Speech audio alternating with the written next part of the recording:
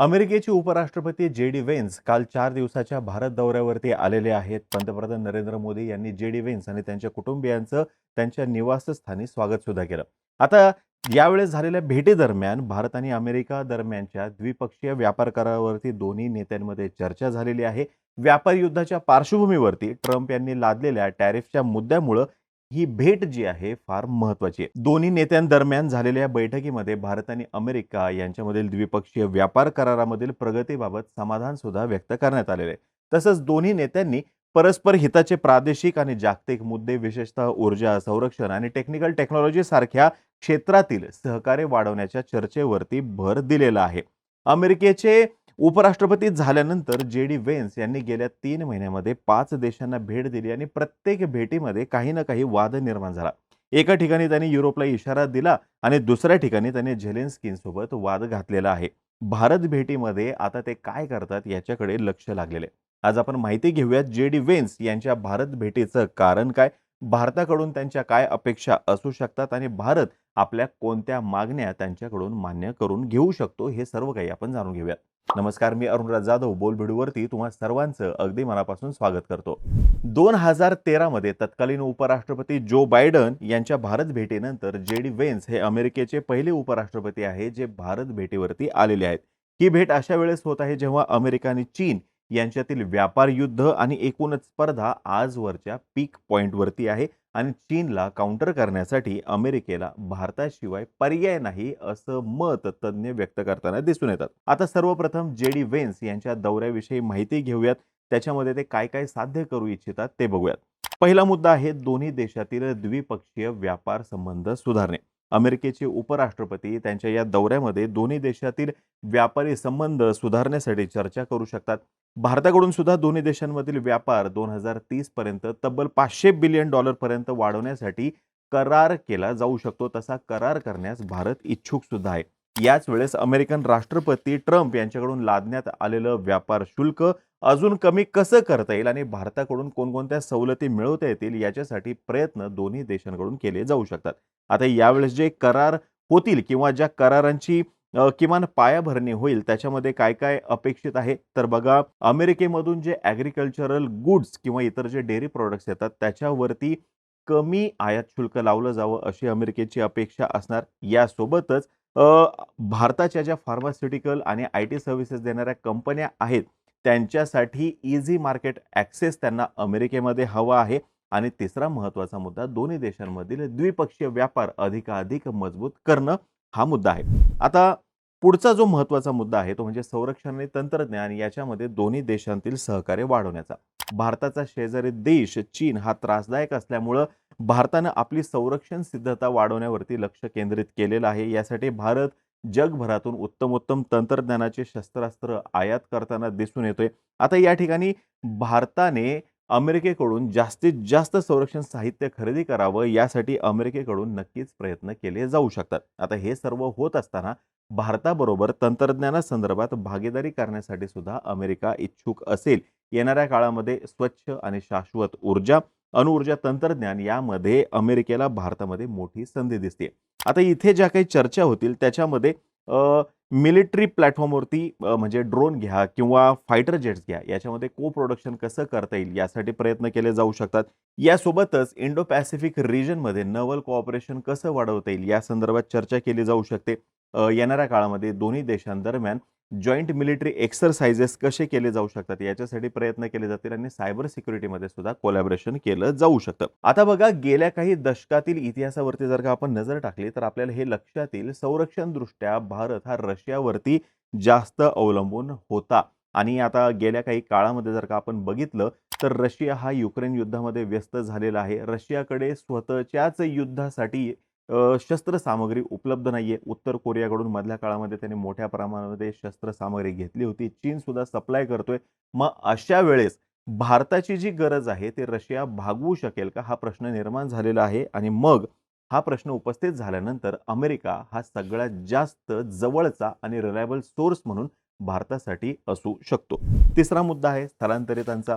अमेरिकेमध्ये वर्षभरामध्ये जितके H-1B visa वितरित केले जातात त्याच्यातील जवळपास 70% व्हिसा हे भारतीयांना मिळतात असं सांगितलं जातं.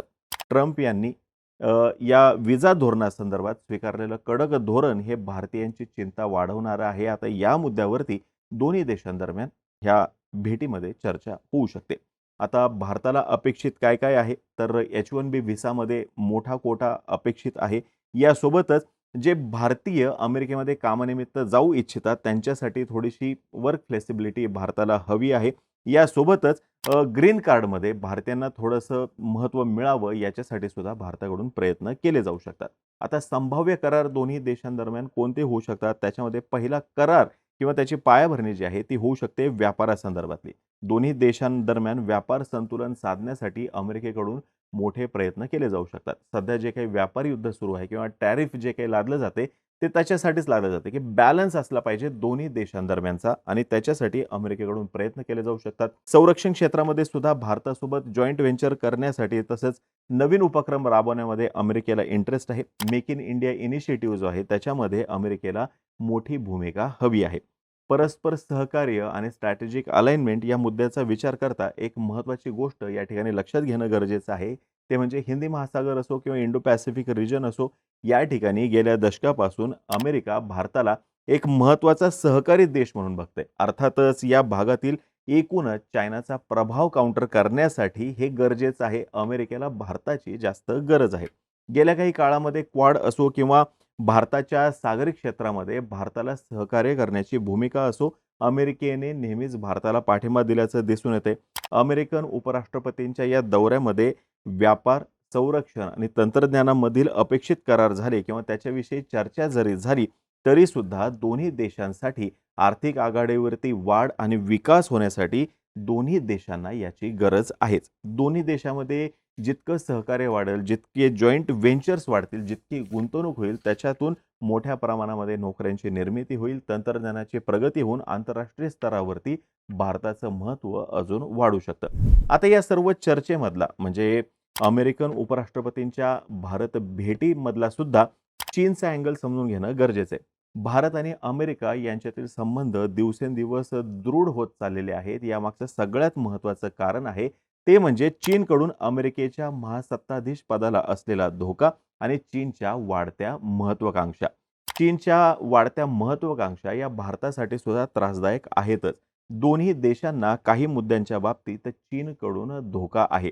इंडो पॅसिफिक रिजनमध्ये चीनने मोठ्या प्रमाणामध्ये मिलिटरायझेशन केलेलं आहे. भारत चीन बॉर्डरवरती सुद्धा काही कारण नसताना चीनकडून ॲग्रेशन दाखवलं गेलेलं आहे. चीनने अमेरिकेसहित आशिया आणि आफ्रिकेतील मार्केटमध्ये मोठ्या प्रमाणामध्ये धुमाकूळ घातलेला आहे, ज्याच्यामुळं अमेरिकन कंपन्या किंवा भारतीय कंपन्यांना सुद्धा म्हणावा तसा प्रॉफिट होत नाहीये किंवा त्यांचं अस्तित्व जे आहे त्या मार्केटमध्ये दिसून येत नाही. याच्यामुळे अमेरिकेला भारताच्या मदतीने चीनला समांतर अशी तंत्रज्ञान आणि व्यापाराची इकोसिस्टीम तयार करायची आहे असं सांगितलं जातं.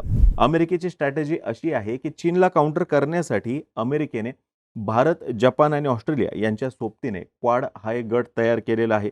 या भागामध्ये त्यातल्या त्यात हिंदी महासागरामध्ये भारतासोबत अमेरिकेला एकत्रितपणे सागरी गस्त घालायची आहे, ही गस्त वाढवायची आहे आणि भारताला सहकार्य सुद्धा त्यांना करायचंय.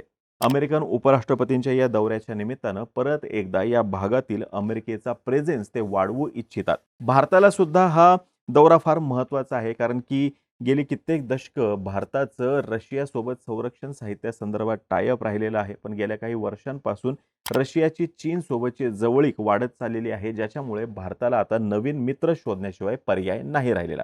या अशा परिस्थितीमध्ये अमेरिका भारताला आवश्यक ते सर्व सहकार्य करू शकतो.